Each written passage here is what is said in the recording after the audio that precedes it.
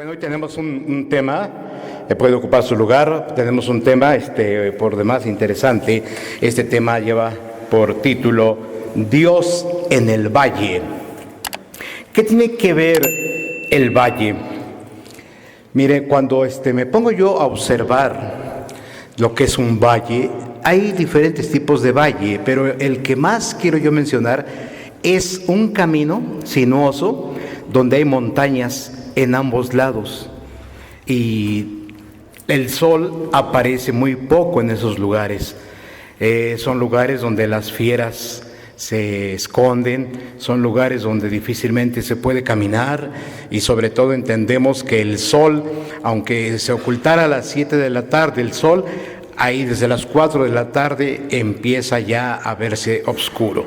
Entonces quise tomar el tema de Dios en el valle por el significado, por el simbolismo.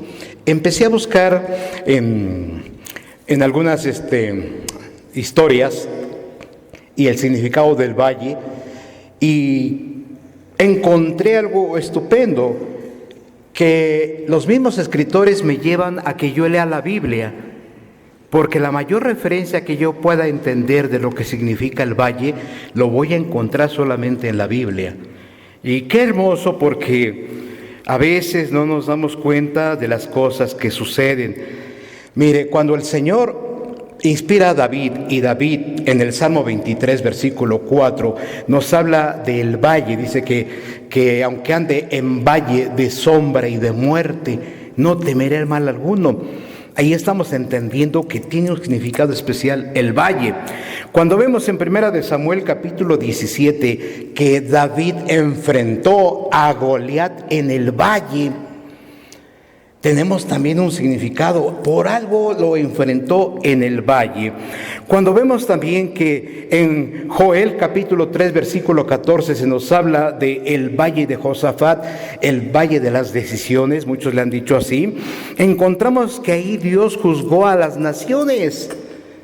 Entonces, tenemos que entender que cuando se habla del valle, se está hablando de algo que tiene profundidad y que hoy quiero que revelemos qué significa el valle para que los que seguimos a Jesucristo podamos asimilar en realidad lo que significa el valle. ¿Por qué? Por la sencilla razón de que Dios a todos sus seguidores nos va a pasar por el valle. No va a haber un solo seguidor de Jesucristo que Dios no permita que pase por el valle. Ya sea el valle de sombra de muerte, ya sea el valle para pelear como David con Goliat, ya sea el valle para ser juzgados, pero entendemos que todos hemos de pasar por el valle. Vamos a tomar Juan capítulo 16, versículo 33, donde empezamos a desglosar este asunto acerca de Dios en el valle. Dice la palabra del Señor, recuerde que estoy tomando una versión moderna, y dice así: les he dicho todo lo anterior para que en mí tengan paz. Aquí en el mundo tendrán muchas pruebas y tristezas, pero anímense, porque yo he vencido al mundo. Este texto tan sencillo de interpretar, pero muchos lo hacen tan complicado. He escuchado personas que dicen: no te preocupes por los problemas o por las tristezas que llegues a padecer. Jesucristo ya las venció, y como Él las venció, a nosotros ya no van a llegar las tristezas, ya no van a llegar los problemas. Mentira, mentira, mentira. Cuando aquí el apóstol Juan nos está hablando acerca de que Jesucristo ha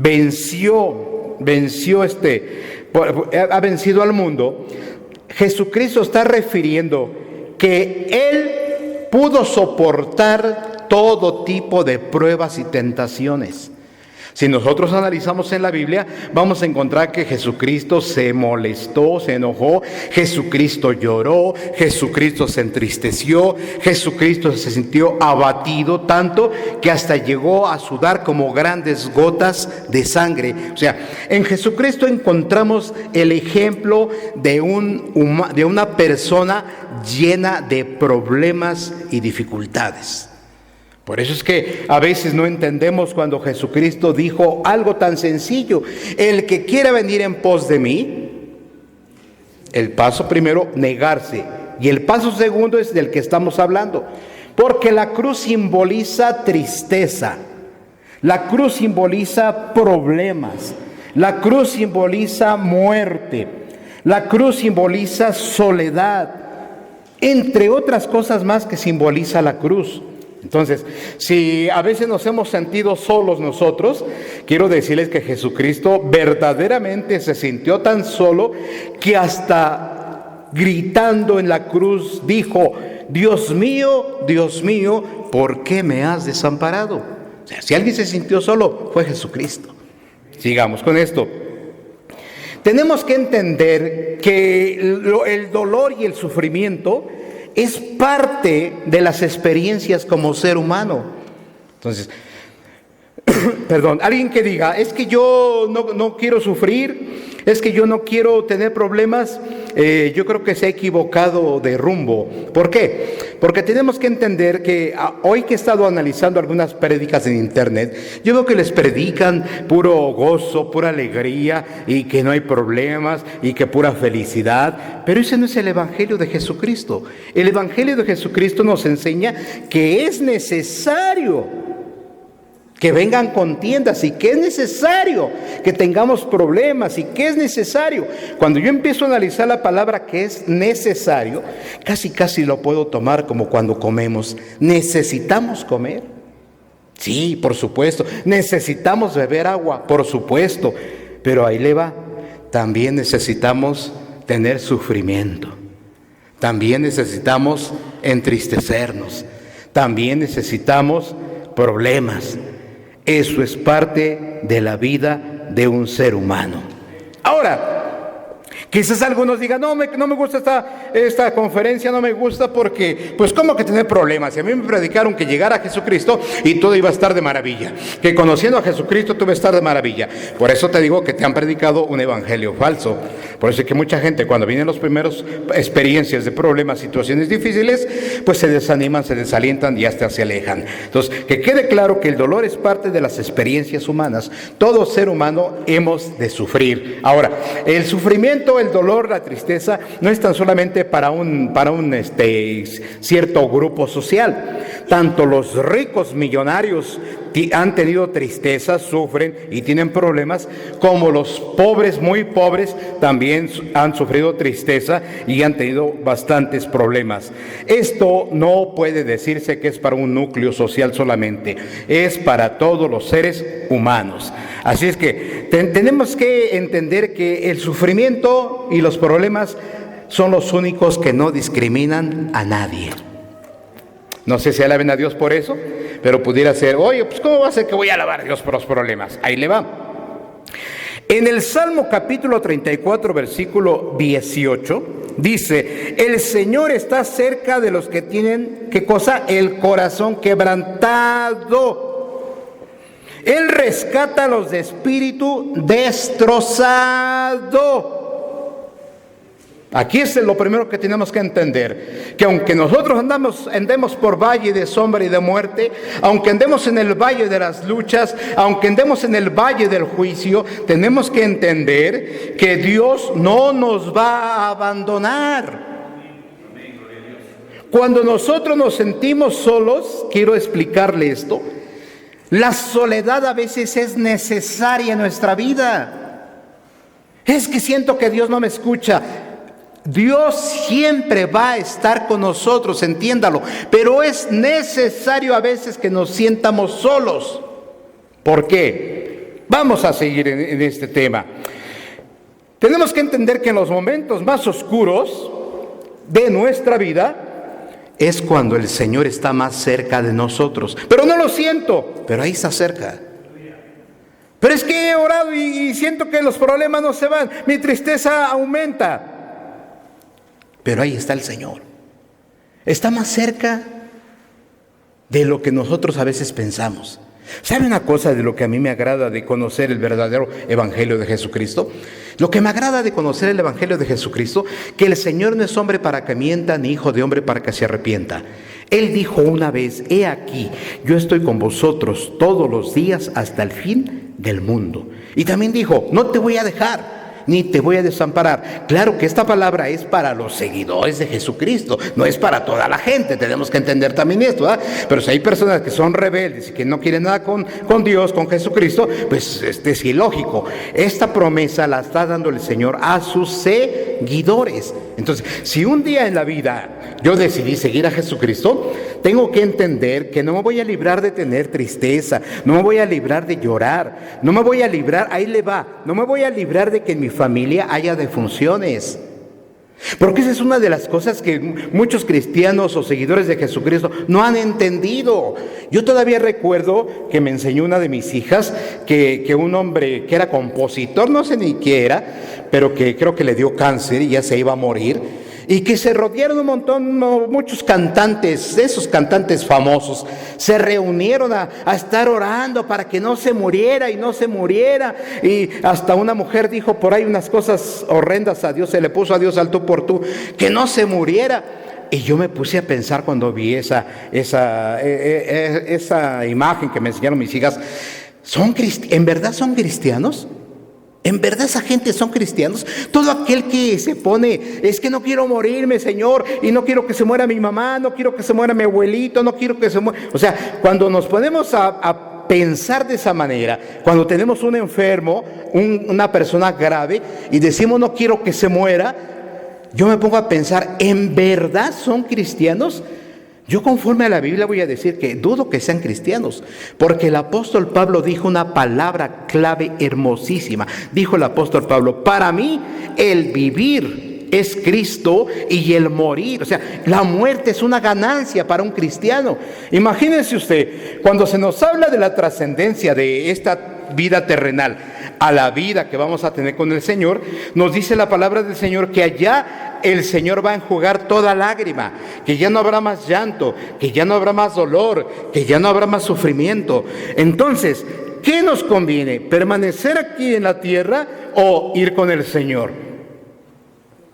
Aunque usted no diga amén, parece que estoy solo, pero yo creo que nos conviene ir con el Señor. Bueno, a mí me conviene ir con el Señor. Bendito sea su nombre. Así es que en los momentos más oscuros tenemos que entender que Dios está con nosotros. El dolor puede ser a ver si lo entiende usted. El dolor puede ser una bendición. ¿Por qué a veces el dolor, la tristeza o el llanto pueden ser una bendición? Porque créame que el dolor puede ser una bendición porque nos acerca a Dios.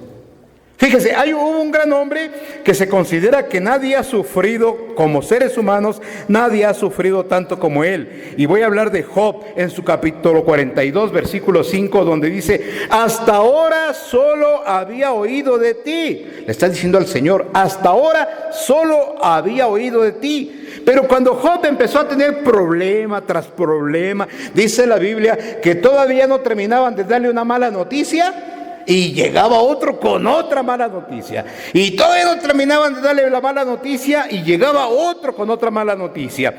Cuando Job estaba más abrumado por la tristeza, por los problemas, porque se sentía solo, Job exclamó estas palabras: hasta ahora solo había oído de ti, pero ahora te he visto con mis propios ojos. Bendito sea el nombre del Señor. Es que tenemos que entender, y hoy quiero explicarles por qué me atrevo a decir que la tristeza, los problemas, la soledad, los sinsabores son una bendición para los que seguimos a Cristo. Ahí le va.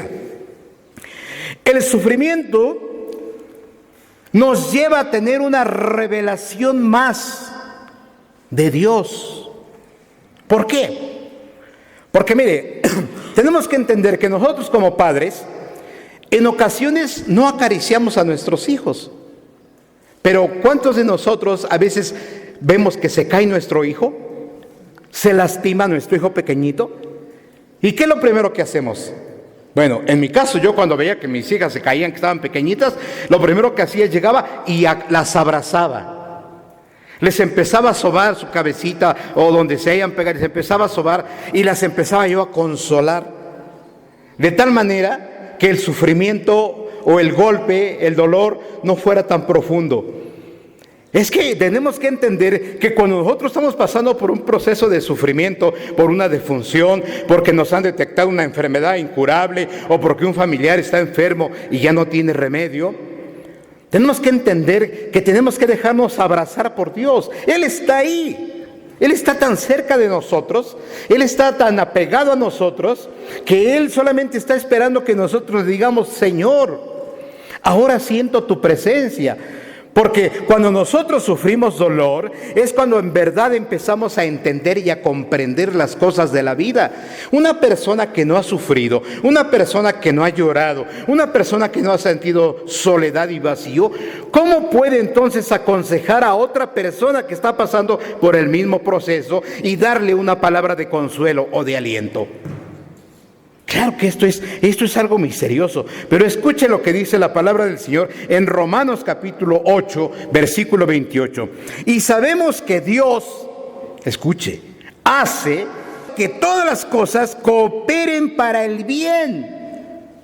¿De quién? De quienes lo aman. ¿Ya entendió? Por eso le digo que yo sé que todos los humanos sufren, pero en esta ocasión no estoy hablando del sufrimiento de los cristianos, el sufrimiento de los seguidores de Jesucristo. Vuelvo a repetir Romanos 8:28. Y sabemos que Dios hace que todas las cosas cooperen para el bien de quienes lo aman y que son llamados según el propósito que Él tiene para ellos. Mire, yo me pongo a pensar, ¿por qué el apóstol Pablo predicaba con tanta energía, con tanta vehemencia? Y fíjese, el apóstol Pablo, vamos a decir, constantemente lo apedreaban. Una ocasión dice la Biblia que hasta tuvieron que descolgarlo en una canasta y que estaba en la azotea, lo tuvieron que descolgar porque de la parte de enfrente de la casa lo estaban esperando para apedrearlo. ¿Cuántas veces metieron a la cárcel a Pablo? ¿Cuántas veces Pablo no fue perseguido y fue hasta rechazado hasta por los propios apóstoles? Ahora, no tan solo conforme con eso, todavía Pablo, después de haber recibido pedradas, golpes, prisiones, todavía cargaba con una enfermedad que nunca se curó. Imagínese usted, cargaba con una enfermedad que nunca se curó. Y yo me pongo a pensar, ¿por qué hoy los evangélicos o los seguidores de Cristo, los modernos de hoy, por qué no pueden soportar ni una enfermedad? Una enfermedad que les llegue y luego ya están: ¡ay, Señor, oren por mí para sanar! O sea, no soportan la mínima enfermedad, aunque sea pequeña. Si llega una enfermedad grande, hay muchos que hasta reniegan. ¿Por qué hoy en día no pueden soportar tener un problema, tener una aflicción, sentirse solos? O sea, ¿de qué calidad son los cristianos de este siglo XXI? ¿De qué calidad son? A diferencia de los cristianos de la iglesia primitiva. Vemos nosotros que los cristianos de la iglesia primitiva, sus hijos los vestían con pieles de cordero y los echaban al circo romano, para que renegaran los papás de Jesucristo. Agarraban unas espinas grandes y se las ponían entre las uñas y la piel para que renegaran de Jesucristo. Violaban a sus mujeres delante de ellos y a sus hijas pequeñas delante de ellos. Bueno, ya lo más grave que no sé qué te pueda parecer. Los amarraban en postes y les echaban brea y les prendían fuego en vida hasta que morían quemados, gritando en un martirio, otros callados. Digo, ¿qué tenían esos cristianos de la iglesia primitiva que hoy no tienen los cristianos de la era moderna?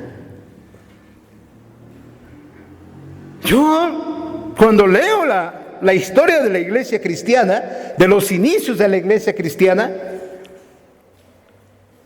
me sorprende ver cómo sus servicios los hacían en catacumbas.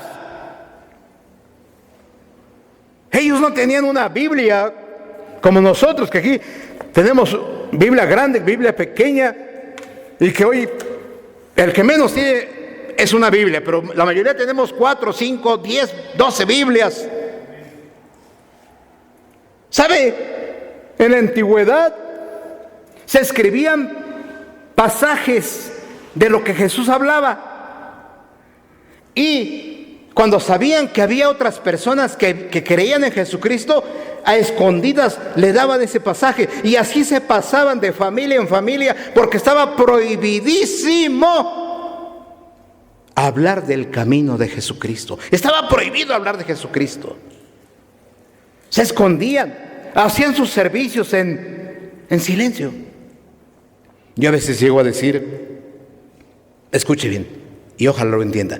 Yo creo que por eso es que antes había tanto avivamiento en las congregaciones, porque antes se reunían a orar y no dejaban de orar y predicar a Jesucristo, de enseñar de Jesucristo por las casas y por las calles. Y entre más persecución había, más la congregación, los seguidores de Jesucristo, más evangelizaban, más servían a Dios. Pero yo veo que hoy que no ha habido persecuciones de esa índole, porque en realidad no hay persecuciones. Hoy veo que las congregaciones no les gusta evangelizar, no les gusta salir a predicar, no les gusta hacer eventos, no les gusta compartir la palabra. Hoy que tenemos una Biblia. Y antiguamente, ¿cómo la compartían? Con papelitos, lee aquí, lee allá. ¿Cómo era el avivamiento? Porque ante el sufrimiento viene el avivamiento. Por eso les digo que el sufrir, el sentirse solo, el tener problemas puede ser una bendición, y es una bendición para los hijos de Dios. Lo acabamos de leer y sabemos que Dios hace todas las cosas, que todas las cosas cooperen para bien a los que le amamos. Oiga, la iglesia primitiva estaba muy conchudos, perdón por la palabra, estaban muy conchas, recibiendo servicio y cada servicio, y se reunían y el Señor les había dicho, mire, yo quiero que vayan por todo el mundo y prediquen el evangelio a toda criatura. ¿Y qué hicieron ellos? Sí, Señor, lo vamos a hacer, pero primero vamos a gozarnos, vamos a la congregación a gozarnos. Y ahí estaban gozándose. El Señor, recuerden que quiero que vayan por todo el mundo y prediquen el evangelio, Samaria, Judea y hasta los confines de la tierra. Sí, Señor. Y no iban. Estaban bien conchas ahí en la congregación, así casi como ustedes. Hasta que el Señor les mandó una persecución. En el año 70, destruyeron el templo, cerraron Jerusalén. Una persecución tan terrible que no permitían que nadie saliera ni que nadie entrara. Y como nadie entraba, no había alimentos. ¿Saben lo que pasó? Con el pueblo, ¿saben lo que pasó? Se los voy a decir. Los adultos empezaban a comerse a los niños pequeñitos. Practicaron el canibalismo.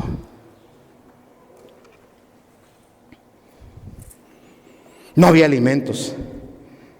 Golpeados, quemada la ciudad, destruida la ciudad. ¿Y qué pasó? Se desanimaron. No estoy hablando de los cristianos del siglo XXI, estoy hablando de la iglesia primitiva. ¿Qué pasó? Pues que salieron a predicar. Cuando terminó la persecución, que terminaron con la ciudad, los que quedaron vivos empezaron a salir a predicar. Y fue cuando se empezó a extender el evangelio. Y llegó un apóstol, Pablo, que extendió el evangelio, pues como yo creo nadie más. Y se empezó a extender el evangelio. Y en ese tiempo, entre más perseguida era la iglesia, más evangelizaba la iglesia. Entre más perseguida era la iglesia, más trabajaba la iglesia. Pero ahora no hay persecución. Ahora hay comodidades. Acabo de ver una congregación que me sorprendió porque tiene butacas. Y en cada butaca tiene para poner ahí el agua, el refresco, la soda, lo que sea. O sea, unas comodidades. Y hay otras butacas que son las de alto nivel. Para las personas que no pueden estar sentados así derechos, tienen reclinatorio.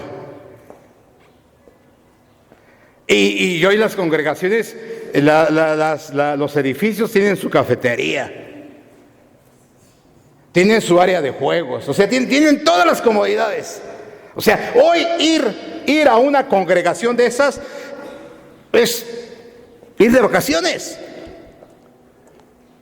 Entrar a una congregación de esas, ir a qué padre, hablar de qué padre, qué padre, qué padre, porque todo es padre. La música, qué padre, las luces, qué padre, los asientos, qué padre, la cafetería. Hace poco nos invitaron a una congregación, bueno, no tiene poco, ¿verdad?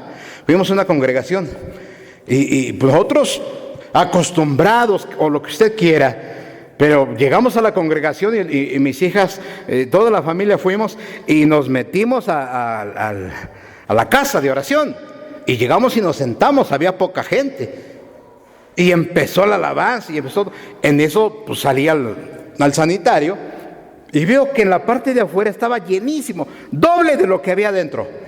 Tomando refresco, echando cotorreo, comiendo sándwich, un cotorreo tremendo, y con música, o sea, un cotorreo tremendo. ¿Y usted cree que esas personas evangelizan? Oye, hoy los evangélicos, los cristianos de hoy, perdón, pero es una realidad, solo andan buscando la comodidad. Donde me traten bien, donde me vean bien, donde me hagan así, donde me sombreren, pásele usted, porque algunos hemos cometido el error de hasta poner edecanes o ujieres. A ver, pásalo, acomódalo, y ahí viene el ujier, páselo, acomódese aquí, a ver, aquí está cómodo, no, yo quiero allá, bueno, pásele para acá. Oiga, la gente de hoy busca las comodidades, ya no buscan a Dios. Por eso es que cualquier problemita luego se deshacen o van y hacen su congregación en otro lado. ¿Por qué? Porque no son una iglesia verdaderamente iglesia de Dios, son solamente la espuma. Alábele aunque no quiera. Bendito sea el Señor. Dios usa el sufrimiento por 3 razones y bendito sea su nombre. Una, el sufrimiento forma nuestro carácter, porque el Señor nos invita a ser como Él. Mire, si usted nunca se ha quedado un solo día sin comer, no puede sentir la necesidad de los ancianos o los niños o las mujeres indigentes que se la pasan 3-4 días sin comer. ¿Sabe una de las cosas? Estaba yo escuchando una predicación de un pastor y me abrió los ojos tremendamente por una sola palabra que dijo él. Él dijo, mira, si ahorita que eres pobre, no sabes dar, si llegaras a ser rico, tampoco darías. Por eso el Señor se sorprende, bueno, Él es el Señor, déjeme decirle así, se sorprende, pero más me sorprendo yo, de que llegó una viuda. Usted nunca ha leído la historia de las viudas en Jerusalén, ¿verdad? Como era una desgracia ser viuda, era una desgracia, porque en Jerusalén todavía se cumplía lo que aquí ya no se cumple en ningún lado, ¿qué? Que el hombre es el que trabaja y mantiene a su esposa. Entonces cuando murió el esposo de esta mujer, ella se quedó, pues ahora ¿qué hago? No sabía hacer más que los quehaceres propios del hogar. ¿Y ahora qué hago? Pero esa mujer viuda llegó a la hora de las ofrendas o llegó antes, no lo sé. Pero el Señor la resalta cuando la viuda pasa y deja, ¿qué cosa? 2 blancas. Y el Señor dice, en verdad les digo a todos, escuchen, de todos, dice el Señor, esta fue la que dio más. Porque lo que el Señor aprecia es que cuando damos nosotros, cuando no tenemos, no cuando estamos en abundancia, porque el que está en abundancia, dice Jesús, da de lo que le sobra. ¿Ya lo entendió? Pero los que vamos al día, siempre vamos a dar de lo que nos hace falta. Pero decimos, Señor, este dinero no me sobra, me hace falta, pero hace falta también para tu obra. Por eso el Señor lo dijo claramente, aunque muchos no lo hayan entendido. Los ricos dan lo que les sobra. Cuando tienes abundancia, vas a dar las obras. Bendito sea el nombre del Señor. Seguimos diciendo, el sufrimiento forma nuestro carácter. Logramos entender que hay gente que sufre, hay otros que sufren hasta más que nosotros, y logramos fortalecer nuestro carácter diciendo: Señor, si ahorita estoy sufriendo una enfermedad, bendito sea tu nombre. Si ahorita estoy pasando por una carencia económica, bendito sea tu nombre. Si estoy sintiéndome solo, bendito sea tu nombre, porque hoy estoy entendiendo que tú no eres hombre para que mientas. Si tú dijiste que vas a estar conmigo todos los días hasta el fin del mundo, yo lo creo que estás conmigo. No estoy solo, pero estoy enfermo. Bendito sea el Señor, porque el Señor quiere que yo forme mi carácter. ¿Sabe una cosa? Cuando antes se enfermaban, todavía me tocó algo de eso, hermano. Cuando antes se enfermaba la gente, lo primero que hacía es acudir a la congregación a que oraran por él. Pero hoy se enferma alguien, ¿a dónde acude?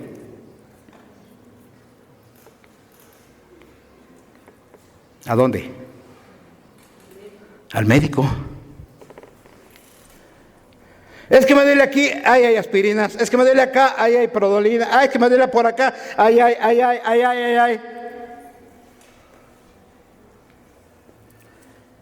Hoy las cosas han cambiado tanto que ahora es al revés. Ahora los enfermos no vienen a la congregación.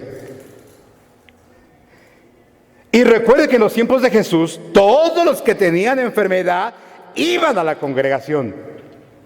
¿Para qué? Para que oraran por ellos. ¿Para qué? Porque tenían confianza en que Dios los podía sanar. Por algo dijo Jesucristo que cuando Él regrese, ¿hallará fe en la tierra? Y yo a veces me pongo a pensar, lo dudo que haya fe. Porque hoy, si no tienes auto para ir, si no tienes auto para ir a la congregación, muchos no van. Es que se descompuso el auto y no tengo en qué ir. Es que no pueden ir en camión. Es que esto, es que lo otro. Los pretextos, siempre los pretextos. Mire, vamos a ver algo. Cuando nosotros entramos en sufrimiento, lo segundo que Dios quiere tratar con nosotros es la fe.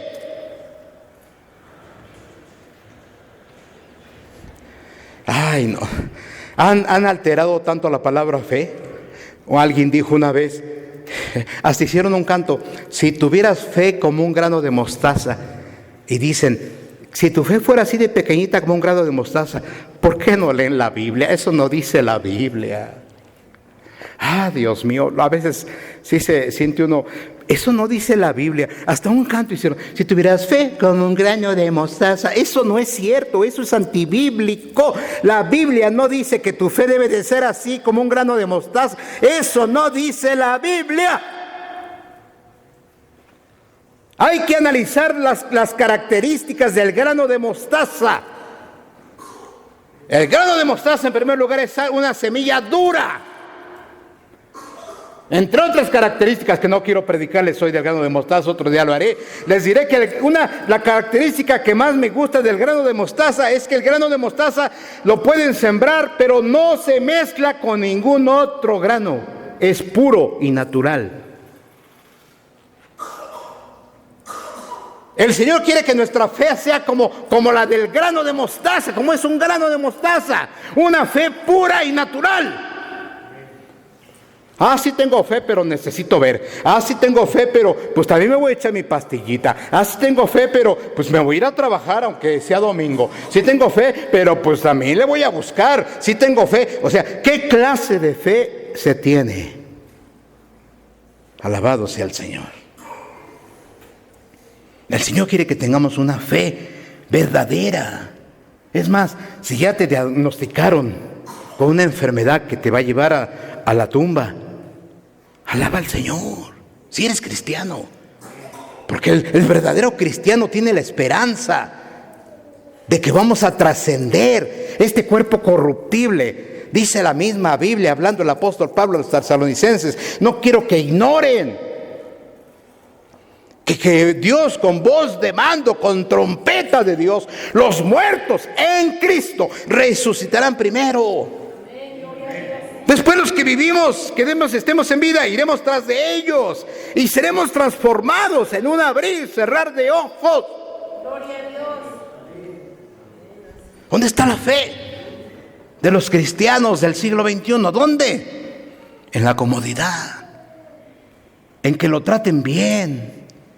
El cristiano, y voy a decir cristiano, hoy en día no quiere sufrir, no quiere padecer. Una semana sin trabajo, es que Dios no me escucha. Pero algo te voy a decir, no amas a Dios. ¿Por qué? Porque aquí les acabo de leer que los que amamos a Dios, todas las cosas nos ayudan para bien. Entonces, cuando verdaderamente amamos a Dios y estamos enfermos, Señor, bendito sea tu santísimo nombre, Padre. Voy a orar por mi sanidad. A lo mejor como Pablo, 3 veces. Y si el Señor no me sana, bendito sea su nombre. Pero Dios siempre tiene un propósito para sus hijos, para los que Él ha llamado. Nos ha llamado con un propósito. No estamos aquí solamente por casualidad. Nos ha llamado con un propósito. Él quiere que tengamos confianza en Él. Si sano, Señor, bendito sea tu nombre. Si ahorita no tengo trabajo, sé que tú, Señor, no me vas a desamparar. Amén, gloria a Dios. Aleluya. Si estoy pasando por problemas, Señor, yo sé que en tus manos, Señor, saldré libre. Cuando vemos nosotros el valle de sombra y de muerte, ahí nos está diciendo que va a haber problemas, quizás familiares que van a morir. Y no por eso vamos a renegar contra Dios. ¿Por qué se murió mi mamá? ¿Por qué se murió mi esposa? ¿Por qué se murió? Bendito Señor.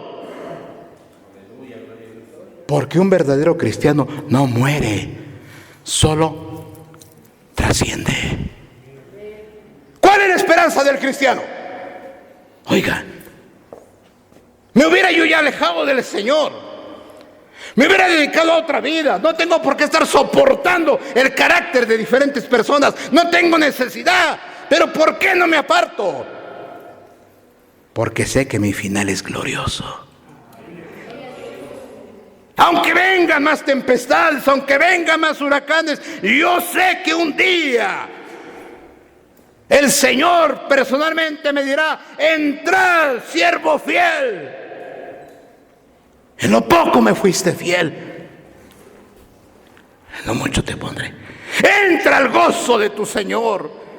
Porque los verdaderos cristianos no andamos cacheteando el aire, ni andamos caminando en falso. Sabemos que hemos pisado en la roca y sabemos dónde estamos y sabemos a dónde queremos llegar. Entonces, que venga lo que venga. Si amamos a Dios, no vamos a renegar. Isaías 53:3 dice, hablando de Jesucristo, fue despreciado. A ver. Jesucristo fue despreciado, el Rey de Reyes, el Señor de Señores. Si usted lee Juan capítulo 1, versículo 1 y 2, ahí le dice que Jesucristo, por Él fueron hechas todas las cosas. Pero Él fue despreciado, dice Isaías.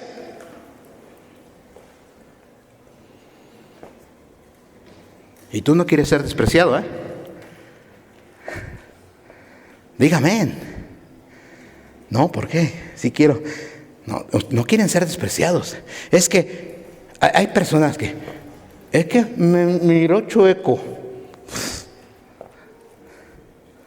Es que me torció la boca. Es que me echó unos ojotes. Es que, ¿qué más dicen? Es que me volteó la cara. Me rechinó las llantas del carro. Ay, no, de veras. Jesucristo fue despreciado. ¿Le sigo? Y fue rechazado, dice Isaías 53:3. Fue rechazado, no lo aceptaron. ¿Sabían ustedes que Jesucristo ni su propia familia lo aceptó? Sus hermanos se burlaban de él. Ándale, pues, ¿No te quieres dar a conocer? ¿No quieres ser famoso? Pues órale, vete a hacer milagros allá afuera. No crean que lo trataban bien. Ustedes saben que cuando tenemos familiares que no son cristianos, las burlas son burlas pesadas. Órale, vete con tu pastorcito. Ándale. Él fue rechazado por los vecinos, por su familia.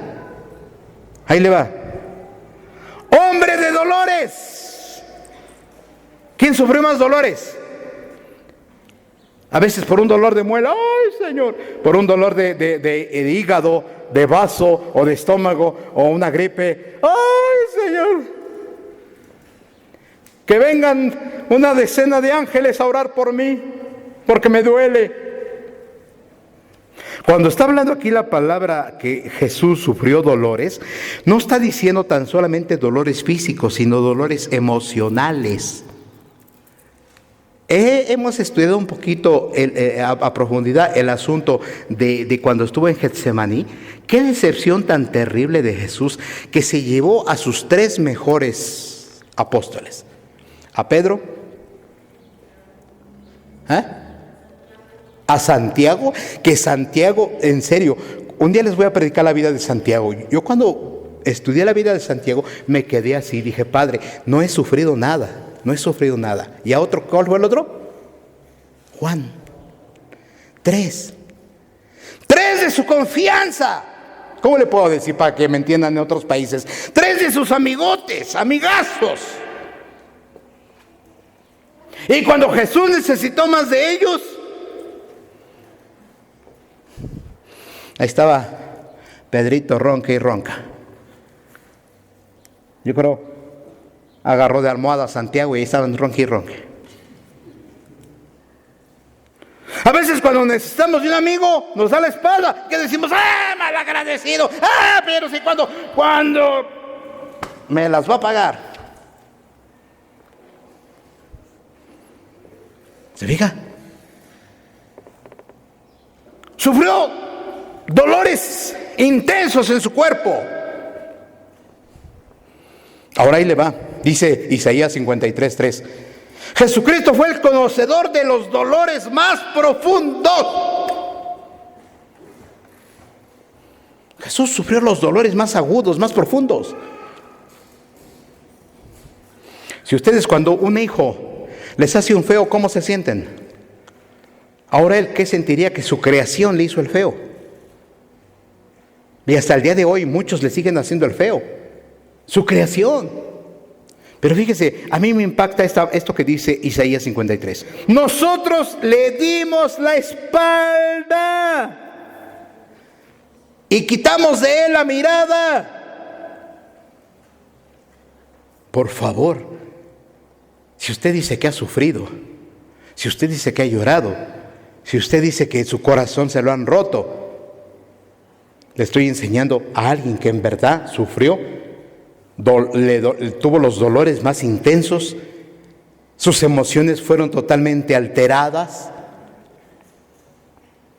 Ay, me acuerdo yo que María, estoy hablando de María, hermana de Marta, hermanas de Lázaro, llegaba Jesús a la casa. No crean que fue la primera vez, se escribió una sola vez, porque pues no se puede estar repite y repite lo mismo. Pero los que hemos estudiado sabemos que Jesús llegaba a visitar a Lázaro, a María y Marta, y que María lo primero que hacía, ¿qué? Se sentaba, Señor, háblame. Y siempre hacía lo mismo María, estaba interesadísima en la palabra. Yo creo que si hubiera sido una cristiana de estos tiempos, cargaba su Biblia todo el tiempo, ahí andaba con la Biblia todo el tiempo. Escuche porque esto es fuerte. Hasta Marta llegó a decirle, ya Señor, dile que me ayude. Y Jesús, en esa palabra hay una profundidad. Mira María, tú estás preocupada por todos los quehaceres, Marta, pero en realidad digo que ella ha elegido la mejor parte. Y sí, sabía mucho de Biblia, como muchas. Pero ¿qué pasó? Que cuando Jesús llegó, que ya tenía 4 días enterrado Lázaro, ¿qué fue lo que hizo María cuando vio a Jesús? Le reclamó.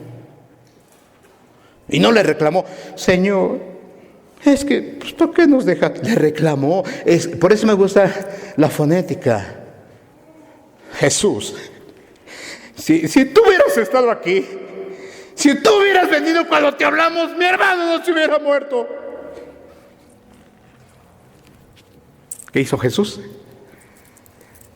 Se le salieron las lágrimas. Pero no por ver que se había muerto Lázaro, por favor. No sean como esos que estaban ahí, que, ay, mira cuánto amaba a Lázaro, que hasta lloró porque se murió. No, Jesús sabía que iba a resucitarlo. Por eso les dijo, antes de llegar, le dijo a los apóstoles, Lázaro duerme, pero yo vamos para despertarlo. Ya sabía que lo iba a resucitar. Lloró porque tanto se comía la palabra de Dios. Tanto le gustaba escuchar la palabra de Dios, y para todo la palabra. Una mujer de este tiempo que carga la Biblia y que nada más está leyendo Biblia. Pero cuando enfrenta una situación fuerte, se pone a reclamarle a Dios. Con tal conocimiento. Por eso lloró Jesús. Tanto alarde de que me amas, tanto alarde de que me conoces, tanto alarde, y cuando necesitaste, cuando tuviste el primer problema, me reclamas. ¿Ya entendió? Así hay mucho cristiano. Tanto alarde, danzan, brincan, hablan en lenguas, saltan, hacen tantas cosas, pero cuando viene el primer problema, le reclaman a Dios. Ahí le va.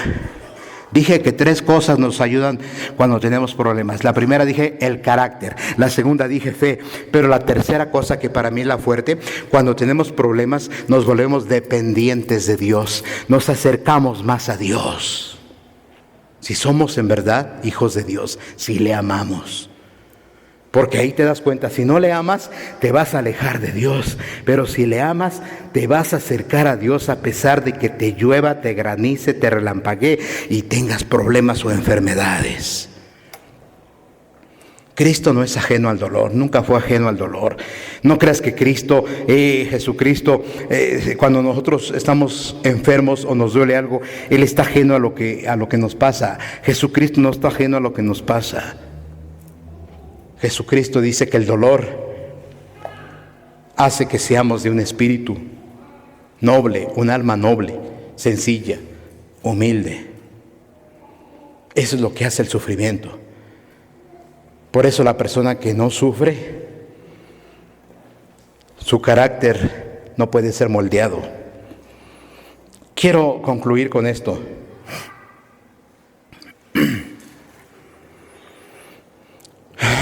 Tienen que entender que a través del dolor, el sufrimiento, la soledad, Dios se revela a nosotros, nos consuela y nos transforma. Hay algo bien importante que me vino a la mente. Muchas veces yo le pregunté a Dios, ¿por qué me está pasando lo que me está pasando? No sé si usted le haya preguntado en algún problema, situación fuerte. Pero yo sí me atreví a preguntarle a Dios, ¿por qué me está pasando esto, Señor? ¿Qué hice para que me pase todo esto? ¿Cuántos le han preguntado? ¿Alguno debería haber preguntado esto? Y Señor, tardé como, no sé, 2, 3 meses. ¿Por qué me pasa esto, Señor? ¿Por qué? Hasta que en una de esas tantas madrugadas que me levanto a orar, el Espíritu Santo empezó a tocar mi corazón y salió algo de mi mente que pasó primero por mi corazón y luego salió por mi mente hasta que mi boca lo expresó. Señor, perdóname. Sé que no debo decirte por qué me está pasando esto. Más bien debo de preguntarte, ¿para qué me está pasando esto? Los que amamos a Dios nos pasan cosas. ¿Por qué? Porque el Señor quiere que subamos al siguiente nivel. Y al siguiente nivel. Y al siguiente nivel. Entonces, todo lo que nos llega a pasar tiene un propósito si estamos en Dios. Todo lo que nos rodea tiene un propósito. Que ya me timaron, que ya me robaron, que ya me engañaron, que ya me enfermé, que ya se murió mi esposa, que ya se murió tu esposo, que ya se murió tu mamá, que ya se murió tu papá. Lo que pase, todo. Para los que amamos a Dios, tiene un porqué. Y créame que cuando le empecé a pedir perdón al Señor por decirle, ¿por qué a mí? ¿Por qué a mí? Y cambié la oración. ¿Qué quieres hacer conmigo, Señor? ¿Para qué me pasa esto? ¿Tienes algún propósito? El Señor entonces, a través de la lectura de su palabra, me enseñó que nada de lo que le pase a un verdadero hijo de Dios es en vano. Y que nosotros, si somos fieles en lo poco, nos va a ir llevando a lo más, hasta darnos lo mucho. Bendito sea su nombre. Entonces apréndete esto. Cuando estés lleno de problemas, enfermedades, que te sientas mal, que te voltearon la espalda, que te traicionaron, cuando te sientas tan mal, no le preguntes al Señor por qué te pasa lo que te está pasando. Más bien pregúntale al Señor, ¿para qué te está pasando esto? ¿Qué propósitos, qué planes Dios tiene para tu vida? Porque si somos verdaderamente cristianos, quiero decirle que estamos en la mente de Dios y que siempre estaremos en los planes de Dios. Porque Dios es el único que nunca nos va a traicionar. Nunca nos va a entristecer. Y sobre todo, nunca nos va a dejar solos. Bendiciones.